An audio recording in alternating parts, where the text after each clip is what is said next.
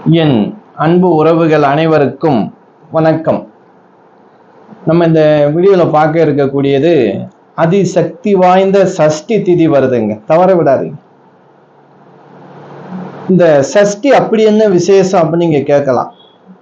வரக்கூடிய தேதியை நம்ம முதல்ல தெரிஞ்சுக்கிறோம். 1/7/2025 செவ்வாய்க்கிழமை. இந்த செவ்வாய்க்கிழமை வரக்கூடிய சஷ்டிக்கு பவர்ஃபுல், அந்த சஷ்டி பவர்ஃபுல்லா இருக்கும். ஏன்னா செவ்வாய்னால சஷ்டி, சஷ்டினாலே செவ்வாய், செவ்வாய் சஷ்டி முருகன். இதை விட விசேஷம் ஒண்ணு இருக்குங்க, சொல்றேன். தமிழ்லைன்ல கொடுத்துருப்பேன். கடைசி 48 நிமிஷம் அதிசக்தி வாய்ந்த நேரம். நான் எப்பயுமே இது போல எப்பயாவது வருதா அப்படின்னு பார்த்துட்டே இருப்பேன் பஞ்சாங்கத்தை. ஏன்னா ஒரு அரிய வாய்ப்பு, ஒரு நல்ல ஒரு வரப்பிரசாதம். முருகப்பெருமான்கிட்ட நம்ம வரம் கேட்கறதுக்கு அற்புதமான ஒரு நேரம். நமக்கு அந்த நட்சத்திரம் அருமையான நட்சத்திரம், அதை தான் நான் சொல்ல வந்தேன். உத்திர நட்சத்திரம் இணையுதுங்க அந்த நேரத்துல.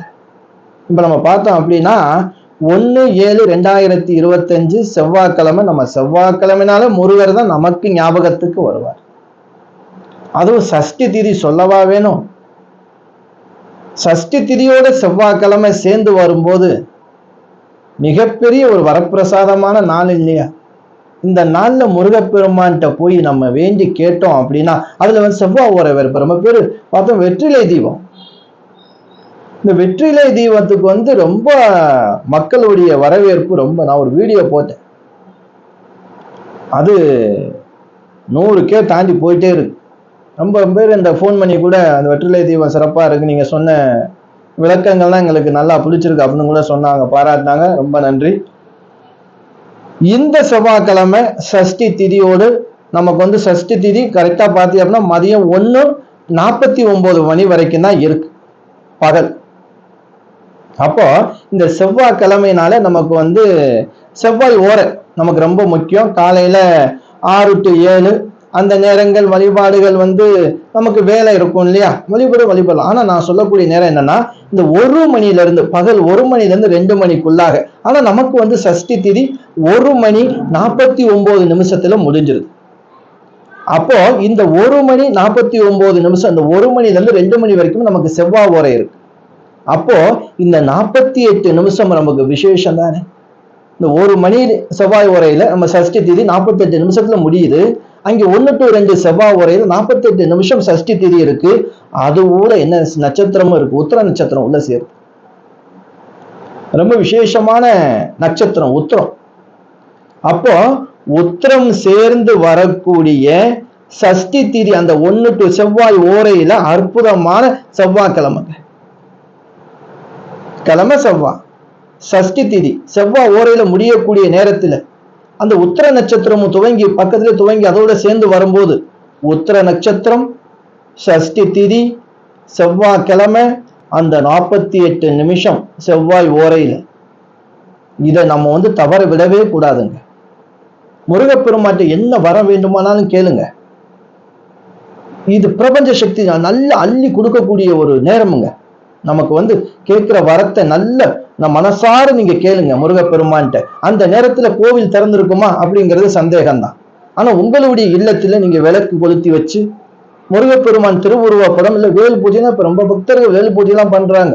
இந்த வேலுக்கு சந்தன குங்குமம் பொட்டு வச்சு பூ சாத்தி அந்த நேரத்துல ஏதேனும் ஒரு நிவேதான பொருள் வச்சு வழிபடுங்க.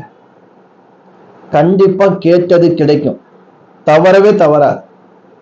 ஏன்னா அற்புதமான ஒரு நேரங்காலம் இல்லையா? நான் சொன்னது உங்களுக்கு புரிஞ்சிருக்கும். எப்பயுமே ஒரு திதி முடியும் போது, ஒரு அருமையான நட்சத்திரம் இணையும் போது, அந்த ஓரை இருக்கும் போது, அந்த கிழமையோட நாளன் ஓரை இருக்கும் போது, அதுவும் செவ்வாய்க்கிழமை சஷ்டி உத்திர நட்சத்திரம் இணைப்பு எல்லாம் சேர்ந்து அதிசக்தி வாய்ந்த நேரம். எப்பயுமே அந்த திதி முடிகிற நேரத்துல அதி வைப்ரேஷனா இருக்கும், பவர்ஃபுல்லா இருக்கும் அந்த நேரம். அந்த நேரத்துல ஏதாவது கொடுக்கறதுக்கு அந்த திதி விரும்பும். அப்ப அதிசக்தியான நேரத்துல அந்த டைம்ல அந்த ஓரை செவ்வாய் ஓரை நமக்கு இருக்கிறதுனால ரொம்ப ரொம்ப விசேஷமான நாளா அமைஞ்சு போச்சு நமக்கு 1/7/2025 செவ்வாய்க்கிழமை. அப்படி ஒரு நாள்ல நீங்க காலையில விரதம் இருங்க. காலையில சூரிய உதயத்துக்கு முன்னாடி எழுந்து குளிச்சுட்டு முருகப்பெருமான் உங்களுடைய வீட்டுல பூஜை அறையில விளக்கு கொளுத்தி வச்சு சஷ்டி கவசத்தை படி. சஷ்டி கவசத்தை கண்டிப்பாக படிச்சே தீரணுங்க. இந்த சஷ்டி திதி இருக்கும்போது ஒரு முறை பாராயணம் பண்ணுங்க. இல்லை அப்படின்னா காது குளிர கேளுங்க. சஷ்டி கவசத்தை ரெக்கார்டு போட்டு கேளுங்க. சரவணபவ மந்திரத்தை சொல்லுங்க. ஓம் சரவணபவங்கிற மந்திரத்தை சொல்லிக்கிட்டே இருங்க. காலையில உங்களுக்கு நேரம் இருந்துச்சு அப்படின்னா முருகப்பெருமான்கிட்ட போய் வெத்தலை பாக்கு, அதாவது நான் சொல்லுவேன் செவ்வாழை பழம், செவ்வாய்க்கிழமைனால முருகப்பெருமானுக்கு நிவேதானம் நீங்க என்ன கொடுக்கணும்? செவ்வாழை பழம். இந்த செவ்வாழை பழம் 2 பழம் போதும், இல்ல 6 பழம் கூட நீங்க வைக்கலாம்.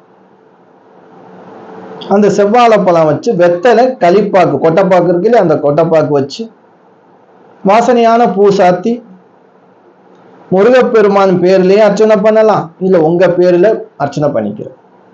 நமக்கு செவ்வாழை பழம் முருகப்பெருமானுக்கு நிவேதானம் கொடுக்கணும். முருகப்பெருமானம் பார்க்கணும். கோவில்ல போய் பார்த்ததுக்கு பிறகு முடிஞ்சா அன்னைக்கு யாருக்காவது ஒரு வேலை, ஏன்னா காலை நேரம் தான் நம்ம பார்க்கிறோம், யாருக்காவது ஒரு வேலை டிஃபன் வாங்கி கொடு முடிஞ்சா. இல்லை அப்படின்னா அன்னைக்கு அரிசியாவது கொஞ்சோண்டு எறும்புக்கு தானமாவது போட்டு, இல்ல பசுமாட்டுக்கு ஏதாவது ஒரு தானமா ஒரு பொருள் கொடு. ஏதாவது ஒரு தானம் செய்யும். இந்த நேரத்துல அந்த தானம் செய்தாலும் சஷ்டி அந்த திதி இருக்கு இல்லையா, அது பவர்ஃபுல்லான திதி நமக்கு கிடைச்சிருக்கு. இப்படிப்பட்ட ஒரு நாள்ல நம்ம முருகப்பெருமான்ட்ட அந்த நேரத்துல அந்த 1 மணில இருந்து கரெக்டா நீங்க எல்லாம் ரெடி பண்ணி வச்சிருங்க. 1 மணி, மதியம் 1 மணி டைம் 1 ஆயிடுச்சு அப்படின்னா விளக்கு கொளுத்திருக்கு. கரெக்டா நீங்க விளக்கு கொளுத்துற நேரமே கரெக்டா 1 தான் இருக்கும். 1 மணி செவ்வாய் ஓரையில விளக்க கொளுத்தும். இல்ல காலையில இருந்து உங்க வீட்டுல பூஜை அறையில விளக்கறிஞ்சிட்டு இருந்தா அது எண்ணெய் ஊற்றி அப்படியே கண்டினியூவா விளக்கறியட்டு. அந்த 48 நிமிஷத்துல உங்களுக்கு எத்தனை நிமிஷம் இருக்கிறதோ அதை பயன்படுத்திக்கிறேன். நல்ல கண்ணை மூடி முருகப்பெருமான் நினைச்சு, என் குடும்பத்துல பிரச்சனைகள் இருக்கு தீரணும், எனக்கு குழந்தை பேரு வேணும், தொழில் முடக்கமா இருக்கு தொழில் விருத்தி ஆகணும், உடல் நோவு இருக்கு தீரணும், மனக்குழப்பம், என் கணவர் குடிச்சுக்கிட்டே இருக்கார், இந்த குடிப்பழக்கத்துல இருந்து வெளியில வரணும், கடன் சுமை அதிகமா இருக்கு, என் மகன் படிச்சுட்டு வேலை பார்க்கிறார், ஒரு பொண்ணு கிடைக்கல, இல்ல என் பொண்ணு படிச்சுட்டு வேலை பார்க்கறது ஒரு வரன் கிடைக்கல, இப்படி எல்லாம் இருக்கு இல்லையா பிரச்சனை. இந்த பிரச்சனை எல்லாம் சொல்லுங்க முருகப்பெருமான். இந்த ஜாதகம் பார்க்கும் போது ஒவ்வொரு அன்பு உறவுகளும் அவங்களுடைய கஷ்டங்களை சொல்லும் போது ஏதாவது வழியை நம்ம கண்டுபிடிச்சு கொடுக்கணும். இப்படி ஏதாவது ஒரு நட்சத்திரம் திதி சேர்ந்து ஒரு அற்புதமான ஓரையில அற்புதமான கிழமையில வரும்போது நம்ம கண்டிப்பா இதை கொடுக்கணும் அப்படிங்கிறது என்னுடைய ஆசை. அதைத்தான் நான் பார்த்துட்டே இருப்பேன். பஞ்சாங்கத்தை பார்த்துட்டு ஏதாவது ஒரு நல்ல விஷயத்த சொல்லுவோம். ஏதாவது ஒரு விஷயம் அவங்க நம்பிக்கையை, அவங்க நம்பின நம்பிக்கை கண்டிப்பா வீணாகாதுங்க. உங்க நம்பிக்கை வீண் போகாது, கண்டிப்பா நல்லது நடக்கும். அது முருகப்பெருமான் சாதாரண ஆளா?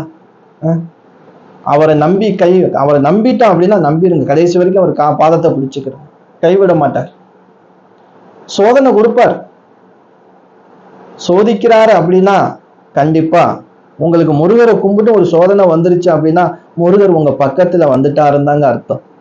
அதுக்காக முருகப்பெருமான் என்னதான் இருந்தாலும் உங்களை படுக்கலாம் வச்சிட மாட்டார், ரொம்ப கஷ்டம்லாம் கொடுத்துட மாட்டார். முருகனை எட்டி பிடிச்சுக்கிறோங்க, உங்களுடைய கர்ம வினை தீரன் முருகப்பெருமான் கொடுத்துட்டார் அப்படின்னா.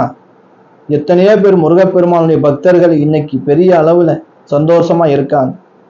சிலர் முருகனையே கும்பிட்டுக்கிட்டு இருக்காங்க. இந்த கமெண்ட்ல கூட சொன்னாங்க, நான் முருகனையே கும்பிட்டுக்கிட்டு இருக்கேன், இன்னும் ஒண்ணும் நடக்கலையா அப்படின்னு.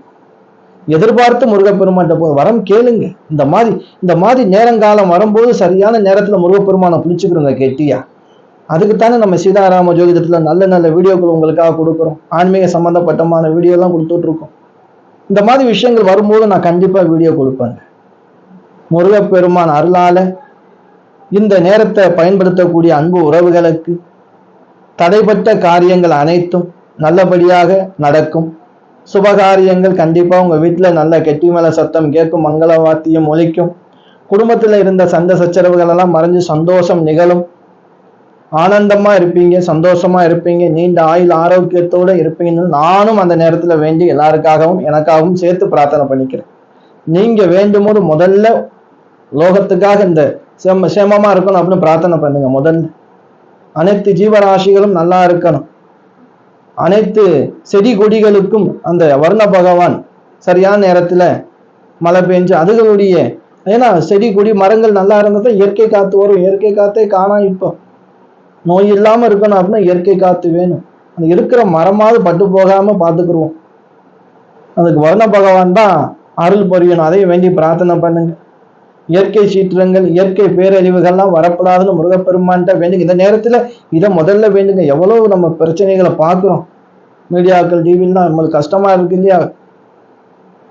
அப்படியெல்லாம் நடக்கக்கூடாது அப்படின்னு எல்லாரும் சேர்ந்து வேண்டும் போது அந்த பிரபஞ்ச சக்தி காதுல கேட்கும், நல்லது நடக்கும். முருகப்பெருமான் நல்லது செய்வார், நல்லது மட்டும் செய்வார். சரி, இந்த வாய்ப்பை நீங்க கேட்கிறவங்க மற்றவங்களுக்கும் இதை தெரியப்படுத்துறதுக்கு இந்த வீடியோவை ஷேர் பண்ணுங்க. உங்க உறவினர்கள், நண்பர்களுக்கு எல்லோருக்குமே ஷேர் பண்ணுங்க. நல்ல விஷயத்தை 4 பேருக்கு ஷேர் பண்றதுனால, தெரியப்படுத்துறதுனால எந்த ஒரு தப்பும் கிடையாது. முருகப்பெருமான் அருளால உங்களால அவங்களுக்கு தெரிஞ்சிச்சு அந்த பாக்கியம் கிடைக்கட்டும். நம்ம சேனலை இப்பதான் புதுசா பார்க்கக்கூடிய அன்பு உறவுகளாக இருந்தீங்க அப்படின்னா சப்ஸ்கிரைப் பண்ணி வச்சுக்கிறேங்க. அடுத்தடுத்து நல்ல வீடியோக்கள் நம்ம கொடுப்போம், உங்களுக்கு வந்தே சேரும். அடுத்த வீடியோவில் நான் சந்திக்கும் வரை நான் உங்கள் ஈஸ்வரன், சீதாராம ஜோதிடர். அனைத்து அன்பு உறவுகளுக்கும் வணக்கம்.